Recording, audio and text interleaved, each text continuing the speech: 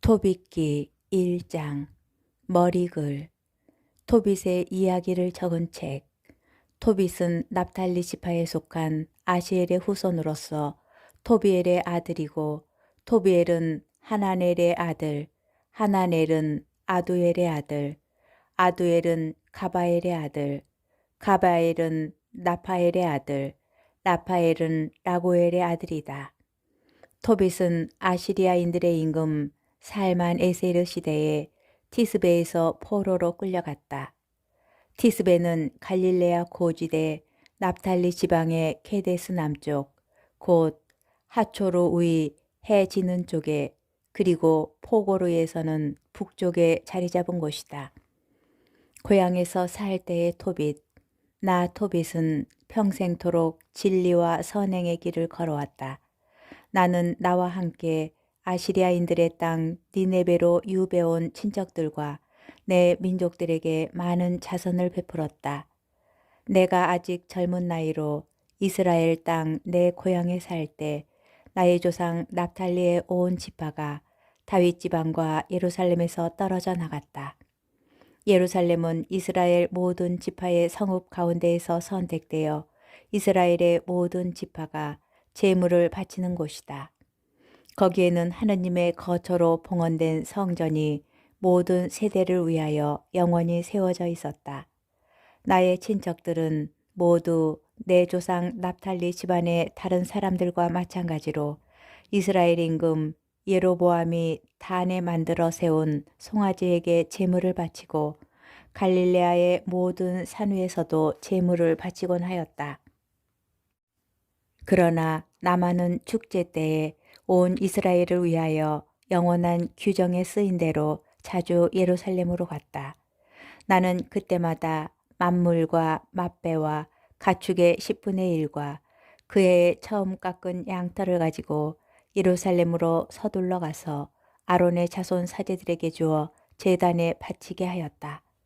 또 밀과 포도주와 올리브 기름과 석류와 무화과와 다른 과일들의 10분의 1을 예루살렘에서 봉직하는 레위의 자손들에게 주었다. 그리고 6해 동안 해마다 또 다른 10분의 1을 돈으로 환산하여 예루살렘으로 가지고 가서 썼다. 세 번째 10분의 1은 고아들과 과부들, 그리고 이스라엘 자손들 곁에 사는 이방인들에게 주었다. 나는 새 해마다 그 10분의 1을 가져다가 그들에게 주고, 그것과 관련하여 모세의 법에 쓰인 규정에 따라 또 우리 아버지 토비엘의 어머니신 드보라께서 내리신 지시에 따라 그들과 함께 먹었다. 아버지께서는 나를 고아로 남겨두신 채 일찍 돌아가셨던 것이다. 어른이 되자 나는 우리 일가에서 아내를 맞아 아들을 낳고 그 이름을 토비아라고 하였다. 유배지의 토빗. 나는 포로가 되어 아시리아로 왔다. 포로가 되어 니네베로 끌려온 것이다. 이곳에서 내 친척과 동족들은 모두 이 민족들의 음식을 먹었다. 그러나 나는 스스로 조심하여 이 민족들의 음식을 먹지 않았다. 내가 이렇게 마음을 다하여 나의 하느님을 잊지 않았으므로 지극히 높으신 분께서는 내가 살만 에스르에게서 호의와 기염을 받도록 해주셨다. 그래서 나는 임금에게 필요한 모든 물품을 사들이는 직책을 맡게 되었다. 임금이 죽을 때까지 나는 메디아로 가서 임금을 위한 물품을 사오곤 하였다. 그때에 나는 메디아 땅에서 가브리의 동기 가바엘에게 은 10달란트가 든 자루들을 맡겨두었다. 그런데 살만 에세르가 죽고 그의 아들 사네립이 뒤를 이어 임금이 되자 메디아로 가는 길들이 가로막혀 나는 더 이상 메디아로 갈 수가 없었다. 살만 에세르 시대에 나는 내 친척과 동족들에게 많은 자선을 베풀었다. 배고픈 이들에게는 먹을 것을 주고 헐벗은 이들에게는 입을 것을 주었으며, 내 백성 가운데 누가 죽어서 니네베 성 밖에 던져져 있는 것을 보면 그를 묻어주었다. 사네립이 저지른 신성 모독 때문에 하늘의 임금님께서 심판을 내리실 적에 그가 유다에서 도망쳐 나와 죽인 이들도 나는 묻어주었다. 산헤립이 분노를 터뜨리며 이스라엘 자손들 가운데에서 많은 사람을 죽였는데 내가 그들의 주검을 훔쳐내어 묻어주었던 것이다. 그래서 그 주검들을 산헤립이 찾았지만 찾아내지 못하였다. 그때 니네베 주민들 가운데 한 사람이 임금에게 가서 내가 죽은 이들을 묻고 있다고 알렸다. 그래서 나는 몸을 숨겼다. 임금이 내 이 일을 알 뿐더러 나를 죽이려고 찾는다는 사실을 알아차리고 두려운 나머지 달아난 것이다. 그러자 나의 모든 재산이 몰수되었다. 내 아내 안나와 아들 토비아 외에는 하나도 남지 않고 모조리 임금의 차지가 되어버렸다. 그러나 40날도 지나지 않아 사네립의 아들 둘이 그를 죽이고 아라랏 산으로 달아났다. 그의 다른 아들 에사르 핫돈이 뒤를 이어 임금이 되었는데 그가 나의 동기 하나엘의 아들 아키카르에게 나라의 모든 재정을 맡겼다. 그래서 아키카르가 모든 행정에 관한 권한을 쥐게 되었다. 그러자 아키카르가 나를 위하여 간청을 드려 나는 니네베로 돌아올 수가 있었다.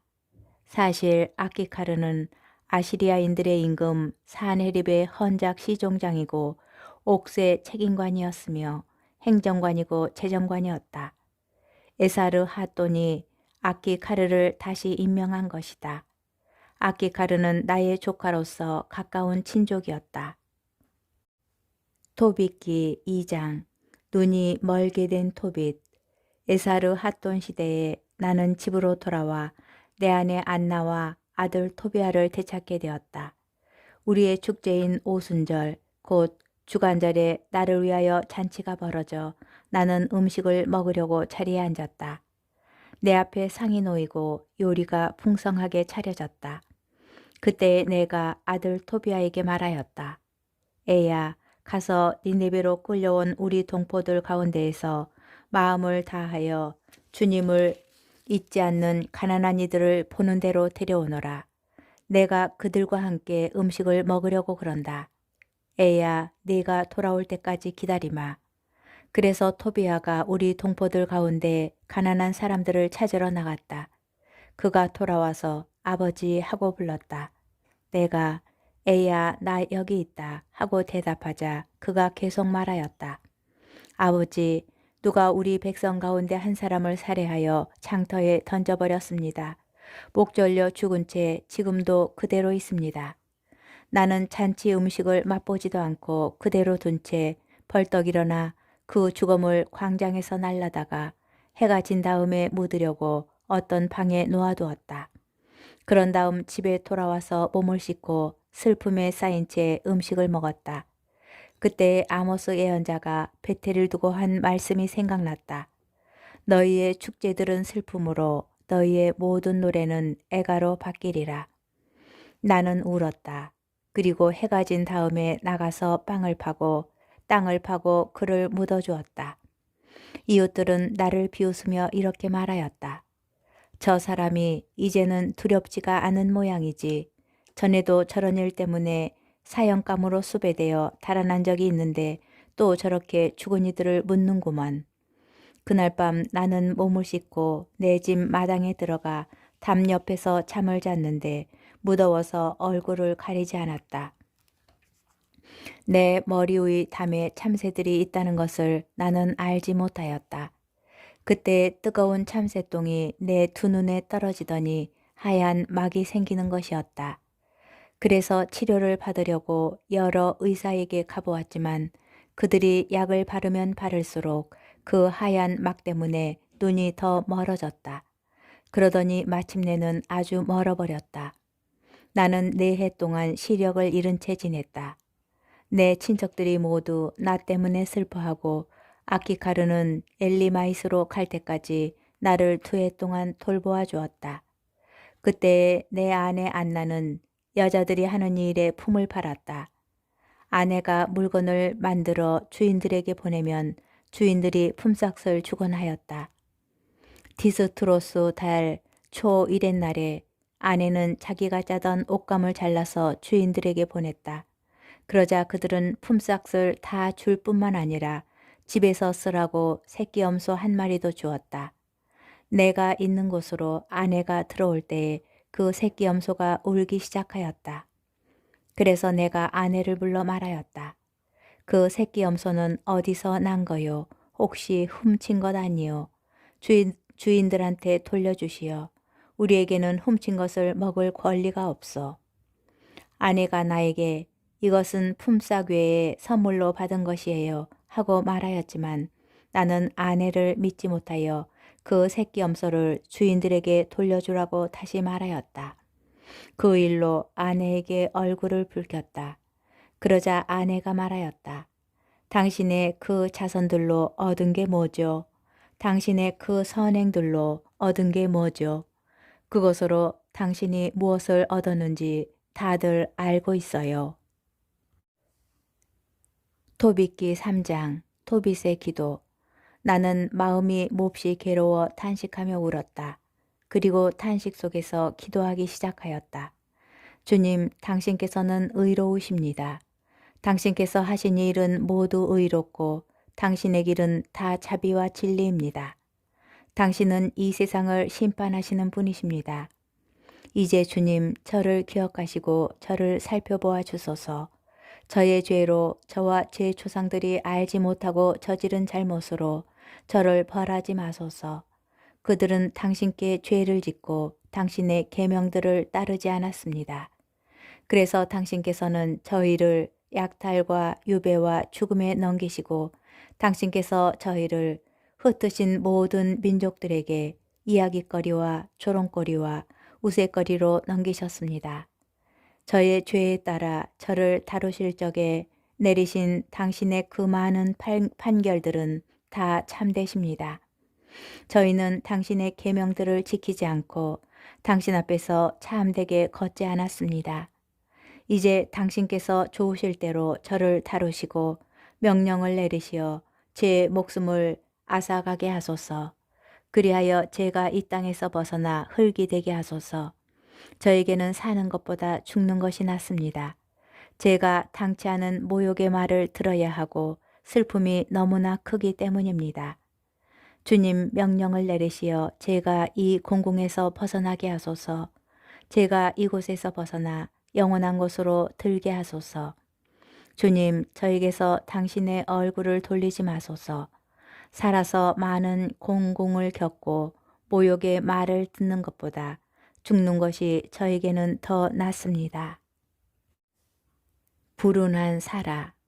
바로 그날 미디아의 엑바타나에 사는 라구엘의 딸 사라도 자기 아버지의 여종들 가운데 한 사람에게서 모욕하는 말을 듣게 되었다. 사라는 7 남자에게 시집을 갔지만 신부와 관련된 관습에 따라 신랑이 사라와 한 몸이 되기도 전에 아스모데우스라는 악귀가 그 남편들을 죽여버렸다. 그래서 그 여종이 사라에게 이렇게 말하였던 것이다. 당신 남편들을 죽이는 자는 바로 당신이에요. 당신은 이미 7 남자에게 시집을 갔지만 그들 가운데에서 누구의 이름도 받지 못했어요.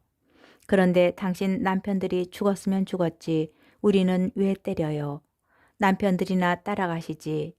그래야 우리가 당신의 아들이나 딸을 영영 보지 않게 되죠. 그날 사라는 마음에 슬픔이 가득하여 울면서 자기 아버지 집의 위층 방으로 올라가 목을 매려고 하였다. 그러나 생각을 다시 하고서는 이렇게 혼잣말을 하였다. 사람들이 당신에게는 사랑하는 외동딸밖에 없었는데 그 애가 불행을 못 이겨 목을 메고 말았구려 하면서 내 아버지를 모욕하는 일이 있어서는 안 되지. 만일 그렇게 되면 늙으신 아버지께서 나 때문에 슬퍼하시며 저승으로 내려가시게 되겠지. 목을 매는 것보다는 평생 모욕하는 말을 듣지 않도록 죽게 해 주십사고 주님께 기도하는 것이 낫겠다. 사라의 기도. 그러면서 사라는 창 쪽으로 양팔을 벌리고 기도하였다. 자비하신 하느님 찬미 받으소서. 당신의 이름은 영원히 찬미 받으소서. 당신께서 하신 모든 일이 당신을 영원히 찬미하게 하소서. 이제 저는 당신께 제 얼굴과 눈을 들어 올립니다. 분부를 내리시어 제가 이 땅에서 벗어나 다시는 모욕하는 말을 듣지 않게 하소서. 주님, 당신께서는 아십니다. 제가 남자에게 조금도 더럽혀지지 않고 깨끗함을, 제가 이 유배의 땅에서 제 이름이나 제 아버지의 이름을 더럽힌 적이 없음을, 저는 제 아버지에게 하나뿐인 자식입니다. 제 아버지에게는 대를 이을 다른 아이가 없습니다. 아버지에게는 저를 아내로 맞아들일 가까운 친족도 일가부치도 없습니다. 저는 이미 남편을 7이나 잃었습니다. 제가 더 살 이유가 어디 있겠습니까? 주님, 제 목숨을 거두는 것이 당신의 뜻이 아니라면 저를 모욕하는 저 말이라도 들어보소서. 기도의 응답. 바로 그때에 그 두 사람의 기도가 영광스러운 하느님 앞에 다다랐다. 그래서 라파엘이 두 사람을 고쳐주도록 파견되었다. 곧 토비덱에는 그의 눈에서 하얀 막을 벗겨 그 눈으로 하느님의 빛을 보게 해주는 것이고, 라구엘의 딸 사라에게는 토빗의 아들 토비아의 아내가 되게 해주고, 또 아스모데우스라는 악기를 내쫓아주는 것이었다. 사라를 아내로 맞아들이고 싶어하는 그 누구보다도 토비아가 사라를 차지할 자격을 갖추고 있었던 것이다. 바로 그때에 토빗이 마당에서 집으로 들어가고 라구엘의 딸 사라도 위층 방에서 내려갔다.